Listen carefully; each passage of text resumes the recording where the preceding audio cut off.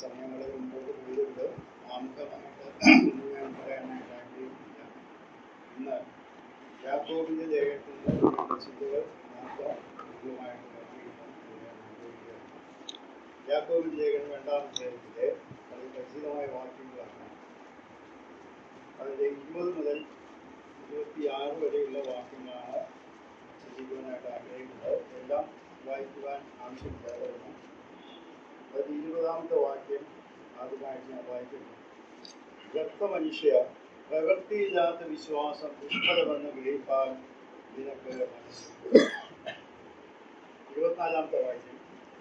അങ്ങനെ മനുഷ്യൻ വെറും വിശ്വാസത്താലല്ല പ്രവൃത്തികളാൽ തന്നെ നീതീകരിക്കപ്പെടുന്നു എന്ന് നിങ്ങൾ കാണും. അതിന്റെ 26-ാമത്തെ വാക്യം. ഇങ്ങനെ ആത്മാവില്ലാത്ത ശരീരം നിർജീവമായിരിക്കുന്നത് പോലെ പ്രവൃത്തിയില്ലാത്ത വിശ്വാസവും നിർജീവം.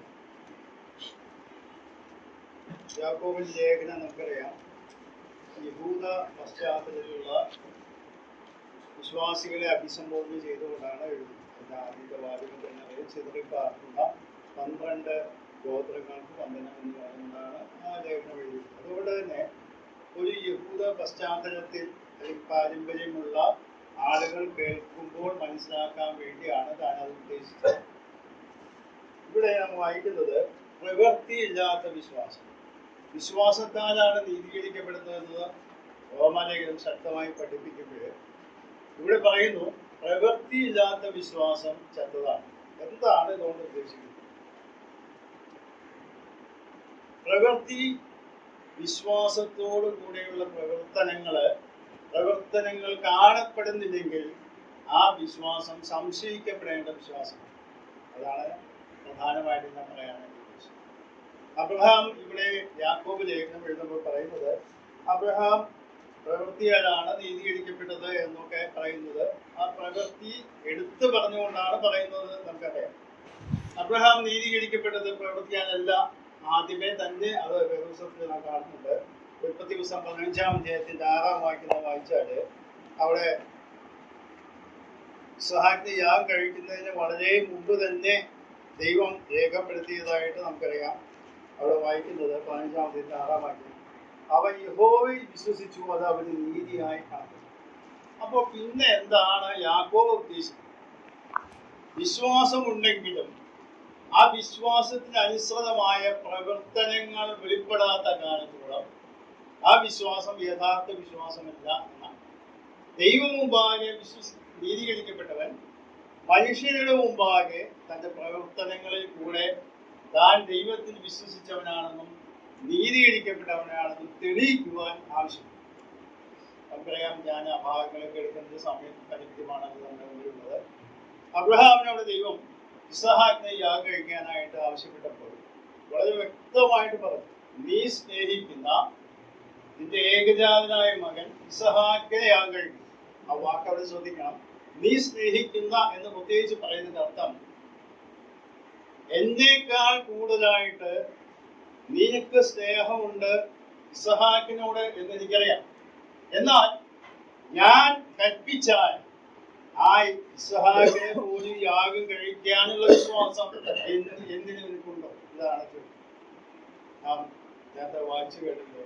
കഥാവ് തന്നെ പറഞ്ഞ ശേഷം ആ കാര്യം സ്വയം നിഷേധിച്ചുകൊണ്ട് അല്ലെങ്കിൽ സ്വയം ത്യജിച്ചുകൊണ്ട് വേണം ആയുധം കുറിച്ചെടുക്കാൻ കഥാവിനെ നിരൂപിക്കാൻ. എന്ന് പറഞ്ഞാൽ അതിന്റെ അർത്ഥം എന്റെ സ്വന്തമെന്നും ഞാൻ സ്നേഹിക്കുന്നതെന്നും ഞാൻ വളരെ ആത്മാർത്ഥമായി കരുതുന്ന പലതിനെയും ബലികഴിച്ചുകൊണ്ട് പോലും ദൈവത്തെ പിന്തുടരുവാൻ ദൈവം ആവശ്യപ്പെട്ടാൽ അതിന് തയ്യാറാകുന്നതാണ് യഥാർത്ഥ വിശ്വാസം.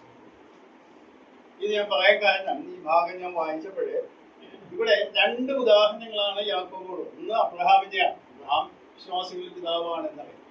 രണ്ടാമത്തെ ആള് നാം കാണുന്നത് റാഹാബ് എന്ന വേശ്യയാണ്. അവിടെ വായിക്കുന്നുണ്ട് അവണ്ണം റാഹാബ് എന്ന വേശ്യ. റാഹാബ് എന്ന വേശ്യയെ കുറിച്ച് നാം ലേഖനത്തിൽ വായിക്കുന്നുണ്ട്. ഇതേ കാര്യം തന്നെ അല്പം കൂടി വ്യത്യാസപ്പെട്ട രീതി. ഞാൻ ചിന്തിക്കുകയായിട്ടായി, ഈ വേദപുസ്തകത്തിൽ എത്രയോ കഥാപാത്രങ്ങളുണ്ട് വിശ്വാസത്താൽ പല കാര്യങ്ങൾ ചെയ്തു. എന്നാൽ അബ്രഹാമിന് ശേഷം എടുത്ത് ഉദ്ധരിക്കുന്ന കഥാപാത്രം രാഹാബ് എന്ന വേശ്യയാണ്. എന്ന് പറഞ്ഞാൽ അവളുടെ പശ്ചാത്തലം എന്തായിരുന്നുണ്ട്? ദൈവത്തിന് വേണ്ടി വിശ്വാസത്തിന്റെ കാൽവെപ്പ് എടുക്കാനായിട്ട് തയ്യാറായ സമയത്ത് അത് പ്രവൃത്തിയിലൂടെ വെളിപ്പെടുത്തുവാൻ രാഹാബ് തയ്യാറായി. ഞാനായിട്ട് ഇത് പറയാനായിട്ട് കാരണം, പലപ്പോഴും നമ്മൾ വിചാരിക്കുന്നത് നമ്മുടെ പശ്ചാത്തലം വളരെ മോശമാണ്, അല്ലെങ്കിൽ എനിക്ക് പരിമിതികളുണ്ട്, അങ്ങനെ പല കാര്യങ്ങൾ ചെയ്യുവാൻ ദൈവം നമ്മോട് ആഗ്രഹിക്കുകയും കൽപ്പിക്കുകയും വചനത്തിൽ കൂടെ നമ്മളെ ഉദ്ബോധിപ്പിക്കുകയും ശക്തിപ്പെടുത്താനൊക്കെ ശ്രമിക്കുമ്പോൾ നാം ന്യായങ്ങൾ പറയുന്നത് നമ്മുടെ മോശയുടെ കാര്യം. മോശയെ ദൈവം വിളിച്ചപ്പോൾ മോശ പരിമിതികളെ കുറിച്ച് പരാതി പറഞ്ഞു, പരാവർത്തി പറഞ്ഞ് ദൈവം ഒരു വലിയ കോപം ജനിച്ചു എന്നാണ് നാം വായിക്കുന്നത്. എന്ന് പറഞ്ഞാൽ ദൈവം ഉദ്ദേശിച്ച കാര്യം ചെയ്യാനായിട്ടുള്ള മനസ്സൊരുക്കം നമുക്കുണ്ടാകും. അബ്രഹാമിന്റെ കാര്യം ഞാൻ ചിന്തിച്ചപ്പോൾ ഈ അബ്രഹാമിന്റെ കാര്യം ഞാൻ പഠിക്കാനായിട്ട് ശ്രമിച്ചപ്പോൾ ഇവരുടെ പ്രവൃത്തികളിൽ വിശ്വാസം ഇല്ലെങ്കിലും അബ്രഹാം ചെയ്തതെന്താ? കൊലപാതകമാണ്. രാഹാബ് ചെയ്തതെന്താ? രാജ്യദ്രോഹമാണ്. സ്വന്തം രാജ്യത്തെ ഒറ്റിക്കൊടുക്കുകയും അല്ലെങ്കിൽ അത് മറ്റ് ശത്രുക്കളോട് ഒരുമിച്ച് നിൽക്കുകയും ചെയ്തതാണ് പ്രവർത്തനം. അപ്പോൾ പ്രവൃത്തികളാലുള്ള നീതീകരണം എന്ന് ഇവിടെ യാക്കോബ് ഉദ്ദേശിക്കുന്നത് ദൈവത്തിന് വേണ്ടി വിശ്വാസത്താൽ നിൽക്കുമ്പോൾ വളരെ ത്യാഗം സഹിച്ച് ബലി കഴിക്കുവാനോ, വേണ്ടി വന്നാൽ വിശ്വാസത്തിന്റെ പേരിൽ രാജ്യദ്രോഹിയാകേണ്ടി വന്നാലും നിലനിൽക്കുവാനായിട്ടുള്ളതായ ചങ്കുറപ്പുള്ളതായിട്ട് തീരണം എന്നാണ് അതാണ്. നമ്മുടെ വിശ്വാസ ജീവിതമൊക്കെ നാം പരിശോധിച്ചാല് ചിലപ്പോഴൊക്കെ ദൈവം പറഞ്ഞ കൽപ്പനകളൊക്കെ നമുക്കറിയാം, ദൈവത്തിൽ കൂടെ പഠിക്കുമ്പോഴൊക്കെ നാം കേൾക്കുന്നവരാണ്. എന്നാൽ ജീവിതത്തിന്റെ പ്രത്യേകമായ സാഹചര്യങ്ങൾ വരുമ്പോൾ നമ്മുടെ സ്വന്തം നിലനിൽപ്പും നമ്മുടെ ആഗ്രഹങ്ങളും സാധിപ്പിക്കപ്പെടുവാൻ വേണ്ടി വിശ്വാസത്തിന്റെ പാതയിൽ നിന്ന് വ്യതിചലിച്ച് സ്വന്തമായ തീരുമാനങ്ങൾ എടുക്കും. അതുകൊണ്ടാണ് കർത്താവ് പറഞ്ഞത്, നീ സ്വയം ത്യജിക്കണം, എന്നിട്ട് വേണം ക്രൂശെടുത്ത് തന്നെ അനുഗമിക്കാൻ. നിന്റെ അവകാശങ്ങൾ ബലി കഴിച്ചുകൊണ്ട് അല്ലെങ്കിൽ എന്നെ അനുഗമിക്കാൻ തടസ്സമായിട്ട് നിന്റെ അവകാശങ്ങളും നിന്റെ സ്വന്തമായ കാര്യങ്ങൾ നിൽക്കുന്നുണ്ടെങ്കിൽ അത് മാറ്റിവെച്ചുകൊണ്ട് ഈ കാര്യം. രാഹാബിന്റെ കാര്യം നാം ചിന്തിച്ചാൽ നമുക്കറിയാം. രാഹാബ് അവിടെ ഈ ഇവിടെ വന്നപ്പോ പറഞ്ഞ വാക്കുകൾ യോശുവയുടെ പുസ്തകം 2-ാം അധ്യായത്തിന്റെ വാക്യം ഞാൻ വായിച്ചു കേൾപ്പിച്ചതാണ്. യോശുവയുടെ പുസ്തകം 2-ാം അധ്യായം അവിടെ വായിക്കുന്നത് 2-ാം അധ്യായത്തിന്റെ 11-ാം വാക്യം. കേട്ടപ്പോൾ തന്നെ ഞങ്ങളുടെ ഹൃദയം ഉരുകി, നിങ്ങളുടെ നിമിത്തം എല്ലാവർക്കും ധൈര്യം കിട്ടും. അടുത്ത വാചകം ശ്രദ്ധിക്കുക, നിങ്ങളുടെ ദൈവമായ യഹോവ തന്നെ മീതെ സ്വർഗത്തിലും താഴെ ഭൂമിയിലും ദൈവമാകും. ആ വിശ്വാസ പ്രഖ്യാപനം നടത്തിയതിനു ശേഷമാണ് സ്വന്തം രാജ്യത്തെ ഒറ്റിക്കൊടുക്കാനും അല്ലെങ്കിൽ ശത്രുക്കളോട് കൂടെ നിൽക്കാൻ തയ്യാറായത്. അവളുടെ സ്വയരക്ഷയ്ക്ക് വേണ്ടിയാണ് എന്ന് നമുക്ക് ചിന്തിക്കാം, എന്റെ കുടുംബത്തിന്റെ രക്ഷയ്ക്ക് വേണ്ടിയാണ് എന്നൊക്കെ നമുക്ക് ചിന്തിക്കാം. എന്നാൽ അതിനേക്കാൾ മുൻപിൽ നിൽക്കുന്നത് രാഹാബിന്റെ വിശ്വാസ പ്രഖ്യാപനം. അപ്പോൾ ആ വിശ്വാസ പ്രഖ്യാപനം പ്രാവർത്തികമാക്കാനായിട്ട് ജീവൻ തന്നെ ബലിയർപ്പിക്കേണ്ടിയിരിക്കുന്നാൽ പിടിക്കപ്പെട്ടാൽ രാജ്യദ്രോഹിയായി കൊല്ലപ്പെടും. ആ റിസ്ക് അവിടെയുണ്ട്. പക്ഷേ അവിടെ അതിന് തയ്യാറായി എന്നതാണ്. ഞാൻ ഈ ഭാഗം വായിച്ചപ്പോഴേ ഇതിന്റെ അടുത്ത അധ്യായത്തിലുള്ള ഒരു കാര്യം കൂടെ ഞാൻ പറഞ്ഞ് മുമ്പോട്ട് പെട്ടെന്ന് അവസാനിപ്പിക്കാൻ ഞാൻ വിചാരിക്കുന്നു.